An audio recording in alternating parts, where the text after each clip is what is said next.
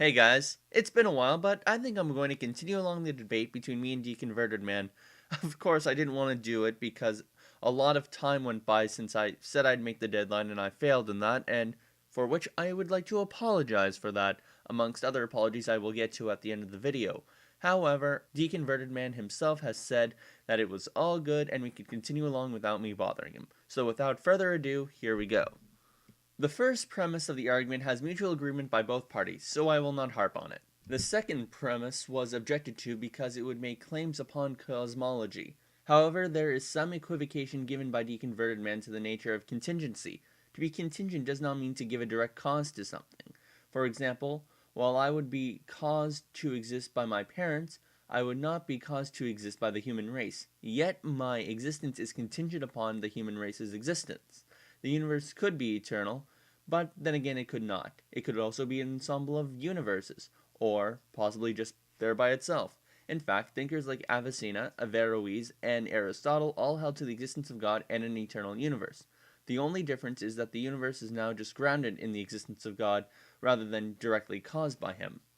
So the contingency of the universe in God has no implication to the cosmological origins of the universe, which is purely up for matters of hard science. Therefore, as logicians and philosophers and metaphysicians or whatever, we are not making any claims to cosmology. Now, my opponent would say that I would accuse him of special pleading if he makes the universe the exception. However, this is not solely the case. The universe itself has additional properties that distinguish it from other universes, which themselves are logically possible but not existent. For example, there are logically possible universes that could exist and yet do not. This universe is in the state of existence, while others are not. We would either require a sufficient reason why it is the case for this particular universe in the sense of it being in and of itself existent, or another thing existing. Suppose you could bring up the fact that it's not the only logically existing universe because there are other universes. Well, they would be part of a multiverse if that was the case, and one could say, well, why is this particular set of multiverses in existence? Because there are other logical possible multiverses that could also exist. So just taking it one step further is just a regression. The next point my opponent brings up is the contradiction of being all merciful and all just. However, there are two contentions against his objections. The first is, the conceptions are not necessarily contradictory. And second, even if they were, they do not apply to natural theology, just revealed theology, because he says those are two properties of God from the Bible. To address the first contention, God can still give mercy to the undeserving, but can still provide justice nonetheless. Christians do this by appealing to the atonement and insist that Christ takes the punishment of the sinner. Thus, justice is given on the cross, and mercy is bestowed by redirecting it towards those undeserving of it.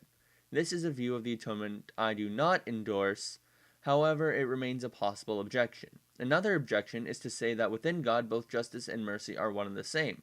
His creation, his expressive act, is both given justice, as in our existence, what comes to us is what is due, and mercifulness, as we have no claim to existence in and of ourselves. Now, me and Deconvertedman could go back and forth on this issue, but the second contention dispels any future need of this. This argument is based on natural philosophy, or what we can mutually observe of the natural world. Biblical revelation has no bearing because it is an argument based on nature of reality and not on scripture. The next point that Deconvertedman brings up in this dispute is the notion of omnipotence. However, this is a semantic dispute. For the time being, I have no problem calling God's power to do anything logically possible omni doing anything possibleness. The objection to the next premise is that I am breaking the fallacy of special pleading. This accusation ignores the nature of God in which I'm propagating here. God, according to divine simplicity, means that there is no distinction in his logical possibility and his existence, as they would not be two separate properties. God's essence is his existence.